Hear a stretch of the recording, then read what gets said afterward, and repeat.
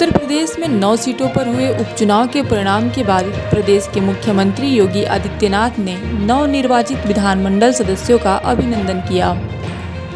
इस दौरान सभा को संबोधित करते हुए उन्होंने विपक्ष पर भी निशाना साधा। मुख्यमंत्री ने क्या कुछ कहा, सुनिए। उत्तर प्रदेश के अंदर उपचुनाव में 9 सीटों पर ये उपचुनाव हुए थे और लोग अपनी अपनी बातें वहां पर कहते थे। संगठन के साथ और मंत्रिमंडल के साथ जब हम लोगों की पहली बैठक हुई थी तब तक प्रत्याशी नहीं तय हुई थी, लेकिन हम लोगों ने मान करके तय किया था कि हम लोग हर हाल में 7 सीट बीजेपी और एनडीए मिलकर के जीते, इसकी एक रणनीति हमारी तैयार होनी चाहिए। और जिस तत्परता के साथ मैं देखता था कि माननीय धर्मपाल जी एक एक सीट की मॉनिटरिंग कर रहे हैं, एक एक सीट पर वह संगठनात्मक कार्यक्रमों की रणनीति भी बना रहे हैं। जिन मंत्रियों को और जिन पदाधिकारियों को जिन सीट्स पर जिम्मेदारी दी गई थी, ऐसे लगता था जैसे उनका स्वयं का अपने घर का कार्य हो और वे वहां जम करके उन्होंने पूरी मजबूती के साथ उन प्रत्याशियों को विजयी बनाने के लिए अपनी पूरी ताकत लगाई। और परिणाम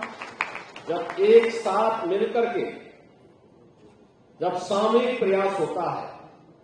तो परिणाम की सुखद अनुभूति ऐसे ही होती है जैसे 2024 के इस उपचुनाव ने हम सबके सामने कराया है।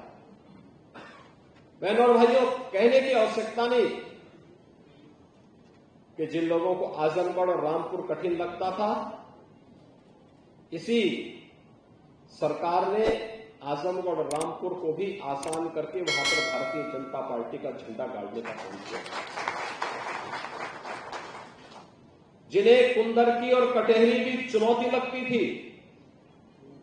वहां पर भी भारतीय जनता पार्टी का झंडा फिर से गड़ा है। और मैं फिर इसी बात को कह रहा हूं कि चाहे वह मीरापुर हो, चाहे वह गाजियाबाद हो, चाहे वह खैर हो, चाहे वह कुंदरकी हो, चाहे वह कटहरी हो, चाहे वह फूलपुर हो, चाहे वह मझवा हो, ये सभी सीटें लोग अपना अपना विश्लेषण प्रस्तुत करते थे, लेकिन उन सब से अलग हट करके एक एक कार्यकर्ता की मेहनत, एक एक जो पदाधिकारी और मंत्रीगण वहां लगाए गए थे, उनकी प्रयास, उनके स्तर पर बैठ करके उन्होंने जो रणनीति वहां पर तय की, वह हम सबके सामने इस रूप में आई है। और मैं जब हमारे 7